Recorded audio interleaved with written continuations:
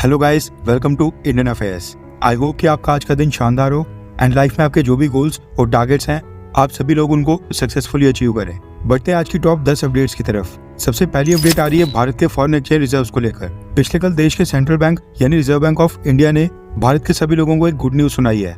भारत के foreign reserves ने all time high का आंकड़ा टच कर लिया है। आरबीआई की रिपोर्ट के मुताबिक पिछले एक हफ्ते में भारत के फॉरेन रिजर्व्स $2.95 बिलियन बढ़कर 642 से सीधा $645.5 बिलियन तक हो गए हैं। यानी भारत के फॉरेन रिजर्व्स का लेटेस्ट आंकड़ा $645.5 बिलियन है और ये डेटा मार्च 29 तक का है। लास्ट टाइम भारत के फॉरेन रिजर्व्स ने ऑल टाइम हाई का फिगर साल 2021 के अक्टूबर महीने में टच किया था और उसके बाद से भारत के फॉरेन रिजर्व्स लगातार नीचे आ रहे थे।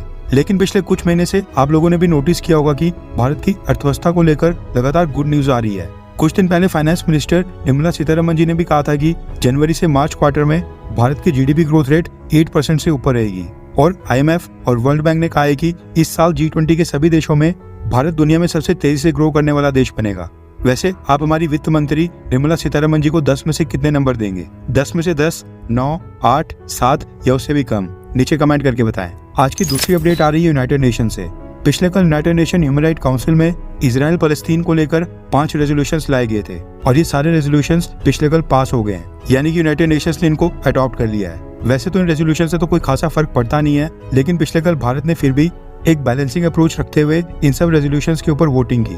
5 में से 4 रेजोल्यूशंस में तो इजराइल को युद्ध रोकने के लिए कहा गया था। फलस्तीन के लोगों के सेल्फ डिटर्मिनेशन के अधिकार, 2 स्टेट सॉल्यूशन की प्रतिबद्धता जताई गई थी और ये चारों रेजोल्यूशंस फलस्तीन के फेवर में थे और भारत ने भी इन 4 रेजोल्यूशंस के फेवर में यानी कि यस वोट किया था। एक रेजोल्यूशन के ऊपर भारत ने एब्सटेन किया था, यानी कि ना ही यस और ना ही नो वोट किया था।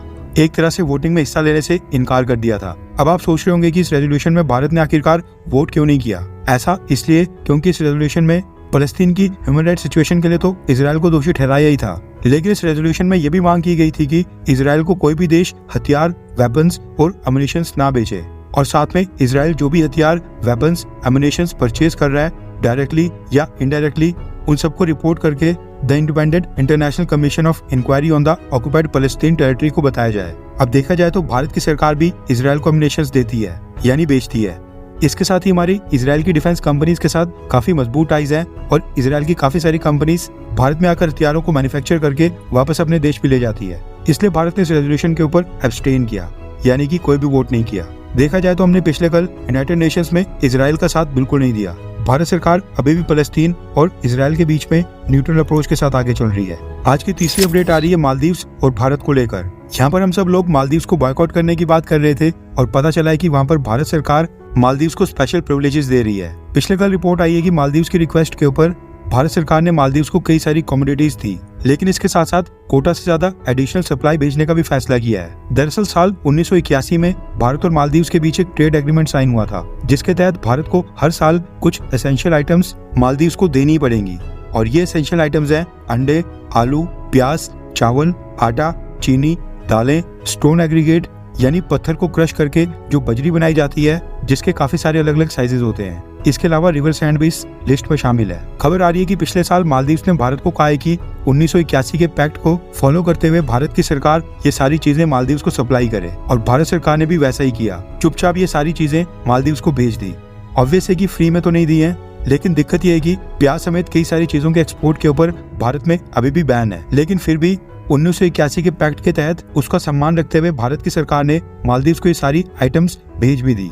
चलो यहाँ तक तो ठीक था, हमारा पुराना पैक्ट है, समझ भी आता है, लेकिन दिक्कत ये है कि मोदी सरकार ने अगले साल यानी कि साल 2024-25 के लिए इन सब आइटम्स का कोटा मालदीव्स के लिए और भी बढ़ा दिया है। रिवर सैंड, स्टोन एग्रीगेट और कंस्ट्रक्शन मटेरियल्स का कोटा 25% तक बढ़ा दिया है, जबकि खाने पीने की बाकी सभी चीजों का कोटा 5% तक बढ़ा दिया है। यानी एक तरह से हमने मालदीव्स को कहा है कि आप हमारे देश के बारे में कुछ भी बोले, हमारे प्रधानमंत्री के बारे में कुछ भी कहें, लेकिन हम तो ये सारी चीजें आपको पहले से ज्यादा देंगे। इसका मतलब है कि मोदी सरकार अभी भी मालदीव्स के नए प्रेसिडेंट मोहम्मद मिजू की हरकतों को इग्नोर कर रही है और अपनी तरफ से बड़ा दिल दिखाते हुए नरमी बरत रही है, जबकि मालदीव्स के नए प्रेसिडेंट मोहम्मद मिजू ने भारतीय ट्रूप्स को भी वहां से निकलवा दिया है। खैर, वैसे भारत सरकार को ज्यादा अच्छे से पता है कि वो क्या कर रहे हैं। आज की चौथी अपडेट आ रही है नॉर्थ कश्मीर की बारामूला डिस्ट्रिक्ट से, टू बी प्रिसाइज बारामूला के उड़ी सेक्टर से। रिपोर्ट के मुताबिक पिछले कल 2 आतंकवादी पाकिस्तान की साइड से भारत के अंदर इन्फिल्ट्रेट करने की कोशिश कर रहे थे। दोनों को इंडियन आर्मी ने समय रहते ट्रेस कर लिया, जिसके बाद एक बहुत ही मैसिव स्केल का काउंटर टेररिस्ट सर्च ऑपरेशन चलाया गया। बताया जा रहा है कि ये दोनों टेररिस्ट सबूरा नाला के रास्ते इन्फिल्ट्रेट करने की कोशिश कर रहे थे। बताया जा रहा है कि वहाँ का टेरेन काफी डिफिकल्ट है, लेकिन फिर भी इंडियन आर्मी ने दोनों टेररिस्ट को मार गिराया। एक टेररिस्ट की बॉडी को रिकवर कर दिया गया था, जबकि दूसरे टेररिस्ट की बॉडी को रिकवर करने के लिए सर्च ऑपरेशन जारी था। खबर है कि ये दोनों आतंकी नाले के सारे घुसपैठ करने की कोशिश कर रहे थे। आप सोचिए कि इस समय पाकिस्तान के बॉर्डर्स के ऊपर उसके दो देशों के साथ ऑलरेडी कॉन्फ्लिक्ट चल रहे हैं, एक ईरान और दूसरा अफगानिस्तान। जबकि ये दोनों देश मुस्लिम देश हैं और रमजान के महीने में ये पाकिस्तान को नहीं बख्श रहे हैं। जबकि यहाँ पर दूसरी तरफ भारत ने पाकिस्तान के साथ सीज फायर किया हुआ है, लेकिन अभी भी पाकिस्तान आर्मी बिल्कुल बाज नहीं आ रही है और लगातार आतंकियों को भारत के अंदर भेजने की फिराक में है। जम्मू कश्मीर में जो लोकसभा इलेक्शन होंगे, खबर है कि उसको निशाना बनाने के लिए घुसपैठ की लगातार कोशिशें बढ़ गई हैं। आज की 5वीं अपडेट आ रही है भारत के रक्षा मंत्री राजनाथ सिंह जी को लेकर। दरअसल पिछले कल राजनाथ सिंह जी ने एक स्टेटमेंट जारी की है, जिसमें उन्होंने कहा कि अगर कोई भी आतंकवादी पाकिस्तान से हमें डिस्टर्ब करने की कोशिश करेगा, भारत में आतंकवादी हमला करके भागकर पाकिस्तान में चले जाता है, तो हम उसको पाकिस्तान में घुसकर मारेंगे। यही हमारी पॉलिसी है और अब भारत की ताकत भी है। आज की 6th अपडेट आ रही है यूक्रेन और भारत को लेकर। दरअसल यूक्रेन से एक वीडियो सामने आ रहा है जो ट्विटर के ऊपर काफी वायरल हो रहा है। जैसा कि आप देख सकते हैं कि इस वीडियो में एक सेल्फ प्रोपेल्ड हॉविट्जर से रशिया के ऊपर आर्टिलरी शेल्स फायर किए जा रहे हैं। अभी जो येलो कलर के शेल्स इस हॉविट्जर के ऊपर इस्तेमाल हो रहे हैं, ये 155 mm shells made in India artillery shells हैं। यानी कि ये शेल्स भारत में बने हैं और इंडियन ऑर्डिनेंस फैक्ट्री ने इनको बनाया है और इनकी पिक्चर्स भी इंडियन ऑर्डिनेंस फैक्ट्री की वेबसाइट के ऊपर थी। अब देखा जाए तो ये साफ नजर आ रहा है कि यूक्रेन की सरकार अनऑफिशियल सोर्सेज से ये सारी वीडियोस और पिक्चर्स लगातार रिलीज करवा रही है, जो कि सोशल मीडिया के ऊपर काफी सर्कुलेट हो रही हैं। बताने की कोशिश की जा रही है कि मेड इन इंडिया शेल से यूक्रेन की फोर्सेस रशिया के ऊपर हमले कर रही है और रशिया को नुकसान पहुंचा रही है। ऑब्वियस सी बात है कि रशिया ये देखकर तो नाराज होगा ही। हमें कितना बुरा लगा था जब रशिया ने कहा था कि वो पाकिस्तान को हथियार बेचेगा। ऐसे में भारत सरकार को इसका कुछ न कुछ तो करना पड़ेगा ही। आज की 7th अपडेट आ रही है इजराइल और यूनाइटेड अरब एमिरेट्स को लेकर। रिसेंटली इजराइल की स्ट्राइक्स में गाजा में 7 ह्यूमैनिटेरियन चैरिटी वर्कर्स की मौत हुई थी। इसके लिए इजराइल ने अपनी गलती भी मानी थी, लेकिन उसके बावजूद कई सारे देशों ने इजराइल को काफी सुनाया भी।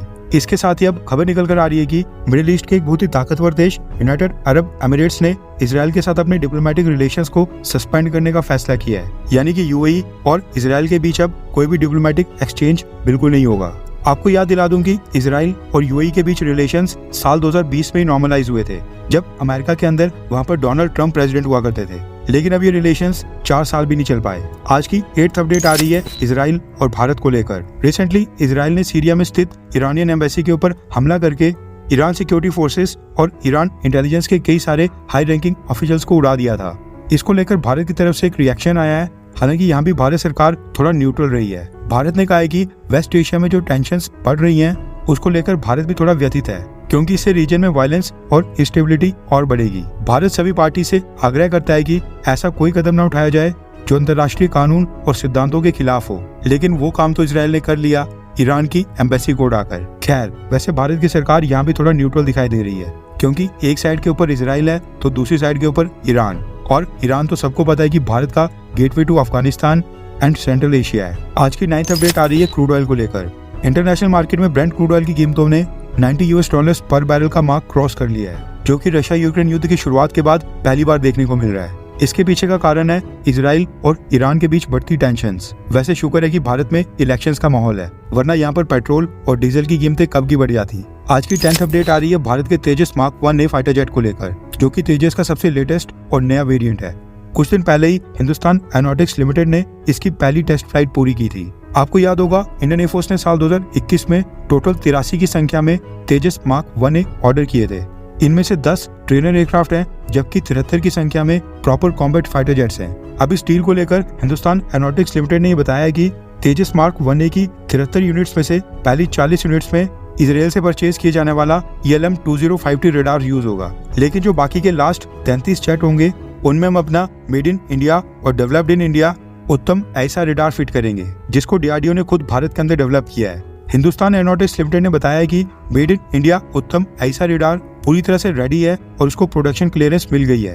उन्होंने कहा कि तेजस मार्क 1 वेरिएंट में इस स्वदेशी रेडार को फिट करके 125 टेस्ट फ्लाइट्स भी पूरी कर ली गई हैं, लेकिन वो कुछ और टेस्ट करना चाहते हैं, इसलिए थोड़ा टाइम लग रहा है। अब तेजस मार्क 1A की डिलीवरीज और भी लेट ना हो, इसलिए शुरू के 40 जेट्स में इजराइल का रेडार यूज होगा, जबकि बाकी के लास्ट के 33 फाइटर जेट्स में मेड इन इंडिया उत्तम ऐसा रडार का यूज होगा। वेल, ये हमारे लिए बहुत ही बड़ी गुड न्यूज है कि हम फाइटर जेट्स के रडार के मामले में पूरी तरह से आत्मनिर्भर बन गए हैं। आई होप कि ये ब्रेक थ्रू भारत के साइंटिस्ट को फाइटर जेट्स के इंजन में भी मिले और हम खुद का इंजन डेवलप करें। वेल, टॉप 10 अपडेट्स आपको कैसी लग रही हैं नीचे कमेंट करके अपना फीडबैक दें।